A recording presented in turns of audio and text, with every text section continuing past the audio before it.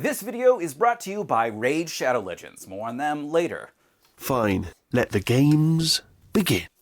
We are so close to Wheatley perfection, and by perfection, I mean a passable animatronic that you can't see all the minor flaws in, but still looks good on video. And today I've got 5 new updates for Wheatley that I want to share with you. There's more than 5, but since this is the 5th update number 1, I have fixed the icing problem. Where is it? Oh, here we go. No, I fixed the rotation problem, the rear motor that I burnt out last time. The shafts weren't aligned, and so the gears were binding and the servo burnt out. But I've remodeled everything, reprinted it, and now it's modular, so I can just slide this in here and work on it without having to change the overall 3D printed block that it mounts to.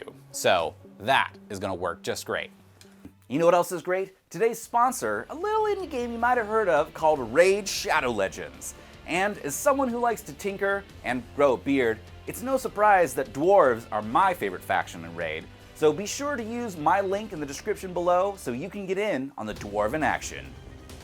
For over 1,000 years, the dwarves have secluded themselves from the surface. But now they've joined the forces of light and you can lead them to the fight. So if you like character variety as much as I do, the dwarves are just some of the over 600 unique champions in Raid. And you can find legendary champions like this guy. I mean, how cool is that character model?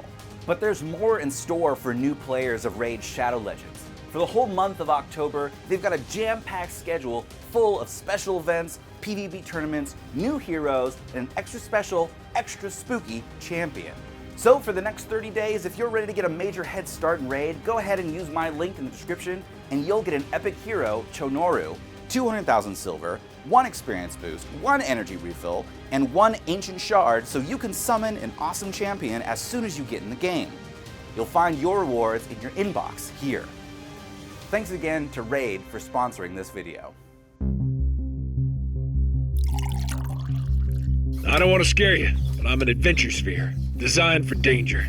Update number 2. I have finally added a speaker to Wheatley. And yes, this is tiny, but don't worry. The whole point of this audio is actually just for me to hear it. See, it's never actually going to sound good in real life. So I'm just going to be playing sound effects, I'm gonna listen to them, add the sound in post, and then you get the actual in-game audio that will sound amazing as opposed to reality, which is often disappointing.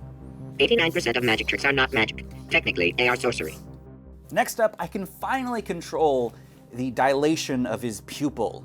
Or is it an aperture? Because it's an iris and it's a camera, but his pupils, what matters is that I can do the thing where his eye gets smaller or larger. While mechanical irises certainly do exist, making one that fits in here that is large enough to cover his huge eye, but also thin enough to fit in that tiny bezel is kind of a tricky problem.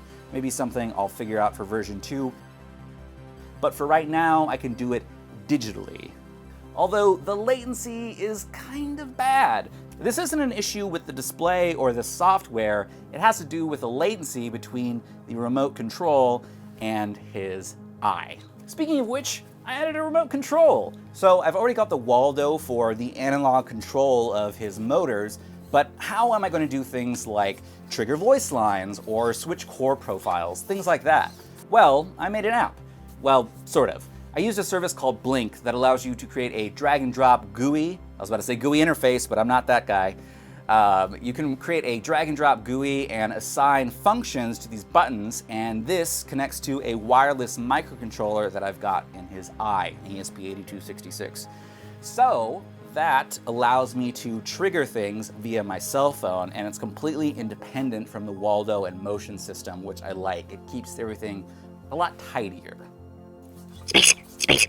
Wanna go to space? Lady, I love space. I know. Smell it. Space, S-P, ace, space, space.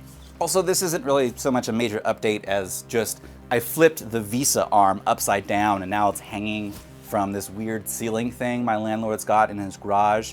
And now he's floating in the air, suspended by this big mechanical arm, which makes working on him a lot easier than being on a table. Hey Wheatley, do you have any good ideas on how to get people to stick around to the end of the video? Okay, alright, so I've got an idea, but it is bloody dangerous.